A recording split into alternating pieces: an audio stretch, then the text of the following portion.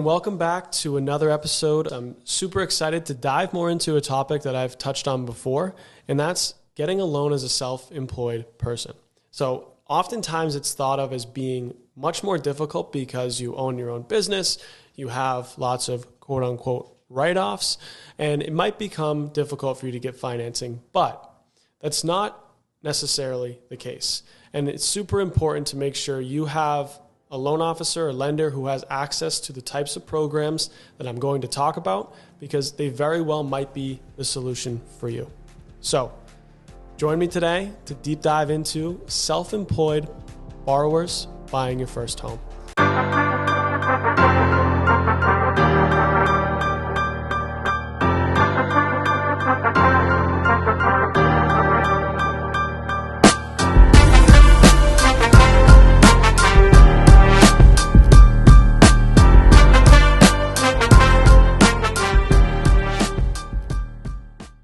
So the mysterious self-employed loan.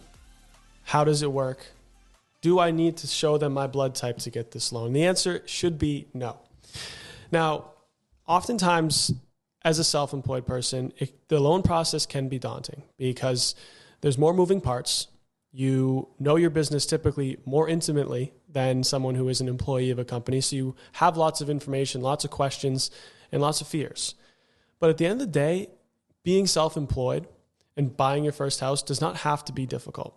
But it's really important that you talk with a lender who has worked with a lot of self-employed buyers and has access to the couple different program options we're going to talk about. Now, the most traditional way to buy your first house as a self-employed person, at least the most traditional requirements, we typically look to see 2 years worth of income on tax returns. So you have to have been in business for at least 2 years, and we typically want to see 2 full years of self-employment on your tax returns. But that's not always the case. There's a lot of exceptions to that rule. So what we really are looking at is stability. So stability can be satisfied from a couple different ways. Number one, just pure length of time in business. But number two can also be with career experience. So let's say, the most common example I see is, let's say, a hairdresser, right? So hairdresser works for a hair salon. She's a W-2 employee of that company, and they're getting a salary to work there. Now, they do that for 2 years, and in end of year 2, they decide, I want to be my own boss. I want to open up my own hair salon, or I want to get paid as a 1099 or independent contractor type of employee. That is classified as self-employment. But in that case, we can actually look at it from a shorter income standpoint, given the fact that you have direct experience in the exact scope of work you're now doing as self-employed. Just because your business structure changed doesn't mean you don't know how to cut hair or you don't have the same clients you did before. So we can actually, in that case, look at just 1 year's worth of tax returns in most cases instead of the typical 2. And that type of logic applies for a lot of different businesses. If you have prior experience within your trade and you've now shifted into a self-employment role in that trade, that doesn't necessarily mean you have to restart the clock in terms of stability of employment. We might be able to build a case to do it a lot sooner. So don't count yourself out if you're in a position where you've restructured your business. There very well could be opportunities for you to finance much sooner. You just need to talk to the right person. Now, the second thing when it comes to self-employed borrowers is typically with their income. A lot of times self-employed people tend to take a lot of write-offs. The goal becomes to reduce expenses, reduce tax liability. So at the end of the day, their net income might be a lot lower than, say, someone who's a W-2 employee and doesn't have any expenses to take against their income. So what does that look like? And how do we use that income to qualify? So more often than not, we are going to look at the net income on the tax return. So when qualifying you for the loan, we're going to look at your bottom line income for you and your business. However, lenders understand that there are some tax deductions that you take that aren't necessarily true expenses. So we're actually going to add those back to your income and give you credit as if they weren't there. So some of those expenses, the most common is depreciation. So if you own business equipment, you take depreciation as a tax deduction against your income. That's not a realized expense. That's not money that you went out and actually spent. So we understand that as lenders, we're going to give you credit for the depreciation back. In a similar token, I have a lot of self-employed clients who are incorporated as an S corp. So they pay themselves a salary from their own business. So a lot of times they think, well, I'm a W-2 employee now, but you own the company. So if you are 100% owner or majority owner of your company that you take a W-2 from, we're now less concerned about the actual W-2 amount. As opposed to now we're looking at the business from a holistic perspective. So back to the original way we just talked about in terms of looking at income, we're going to look at the net income from the business. And then we're going to actually add back your salary to your business income to create an effective number for you. So why that makes sense? Let's say you had a business that generates $100,000 in gross revenue. You as the business owner take a salary of, say, $40,000. But after you take that salary of $40,000, your business now is in the negative $40,000. Let's say after all your expenses, you drew yourself into a negative. Well, just because you have a W-2 from your business that shows you're getting paid $40,000, because you own the business, we're now concerned about the profitability of the business to be able to support that type of salary. But the logic can work in reverse. So let's say you have a business that, same example, generates $100,000 in revenue. You take a $40,000 salary. And at the end of the day, even after accounting for that salary and your expenses, the business still generates a gross profit of $20,000. Well, we're now going to take that $20,000 gross profit and add it to your W-2 income of $40,000. So now we're able to give you credit for $60,000 in income. So it doesn't always have to be just your net income. There's different ways we're going to look at the self-employment income. So it's really important that you talk to someone, to a loan officer or lender who can show you different ways to qualify and give you the right information on how much time you'll actually need to be in business so that you can prepare and plan for your purchase. So now that we understand how long you have to be in business as a self-employed person, which 1 to 2 years, depending on the nature of your business and your previous experience.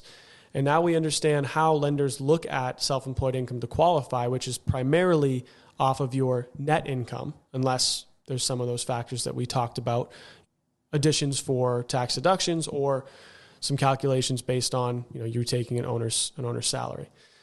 But what's really important to consider are alternative options as well. Now, this works great for people who might not have filed a tax return for the previous year yet, but they want to buy a house. And in order to qualify for the house, they need to use this year's income, even though it's not filed on a tax return, because maybe they don't want to wait or they're not sure exactly how the numbers are going to shake out quite yet. So these other types of approaches we can take. Number one, we can lend on a profit and loss statement. So in this example, I had a client who did this exact same thing.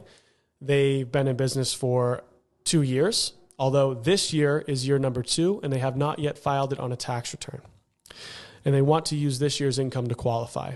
Based on just when they're going to be able to get their taxes together, it won't be until later this spring, and they want to buy a house today.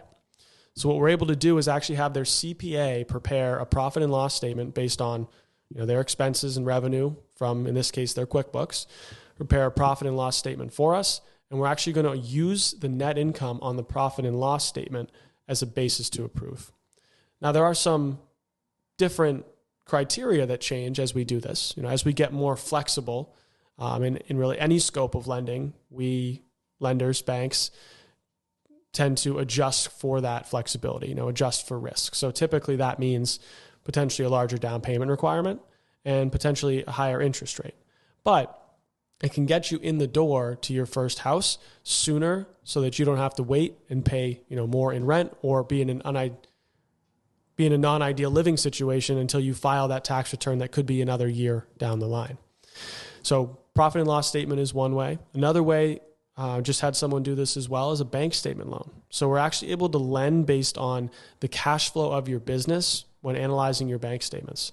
So we can look at your deposits, we can look at your withdrawals, we can get a sense for what type of cash flow your business typically generates. So we can do that over the past year or over the past 2 years, just like a profit and loss statement. So it allows you to qualify today without having to necessarily file that tax return prior to closing or prior to approval. We're able to lend on the business today. So in this case, I had an instance where for the bank statement loan, self-employed borrower, last year on his business, his net income was only $25,000. But this year, the business was doing a lot better. So he wanted to buy a house today. This was actually a couple months ago. I'm filming this episode in January. It'll probably come out in March. This person was buying a house in September, so midway through the tax year. So what we were able to do is, instead of looking at the $35,000 net on his tax return from the year before, we were able to do a 12-month personal bank statement loan. So we're lending based on his personal deposits, which were a function of his business income. Now, over the previous 12 months, the amount of income that we were able to give him credit for was $90,000. So based on his deposits, based on the trajectory of the business, revenue was increasing and fairly minimal expenses over that period, we were able to take him from $30,000 in qualifying income, which was not sufficient to buy the house he wanted, up to, in this case, $90,000. And he was able to close on his house. And, when he goes to file his tax returns come 2025, if the income, pans out to be sufficient, he could refinance, into potentially a lower interest rate or more favorable terms. So nonetheless, it can be a solution for you. It doesn't have to be black and white when it comes to self-employment financing. There's a ton of different options to look at.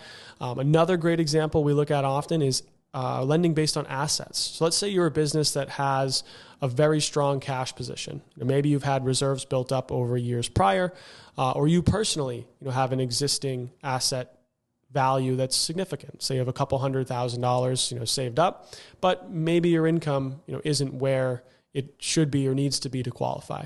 We can actually lend based on the asset value you have in the bank. So we're basically going to say, in essence, if let's say you had $600,000 in the bank, how much could you take of that $600,000 over the next, 5 years? So that would be, $120,000 a year in income if we were to project that over 5 years. So we're able to use that extra asset as income. And the good part is in a lot of cases, we can pull in different types of income on an application. So I could take, say, $30,000, $40,000 from your profit and loss statement. We could take $30,000, $40,000 from your asset value and put together, $60,000 or $70,000 in total income that otherwise you wouldn't have had we looked at the tax return from the year prior.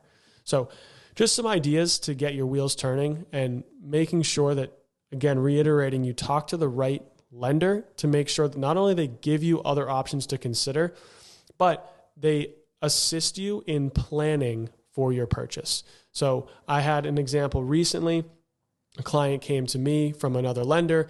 The other lender said they don't qualify. There's no way they can buy a house. And that was the end of the conversation.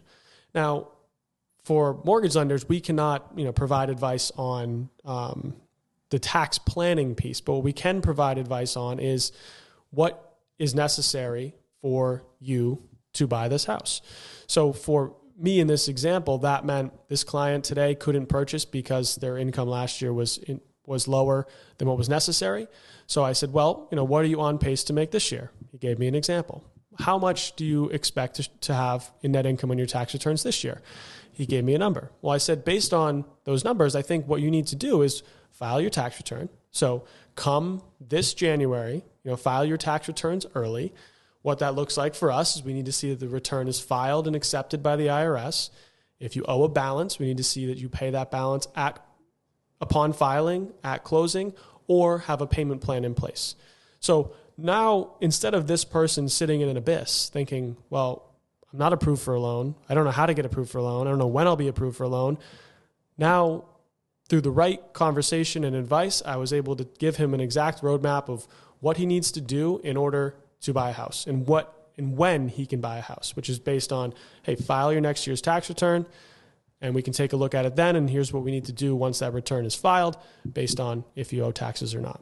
So making sure you have a clear picture, you have someone who really serves as an advisor for you.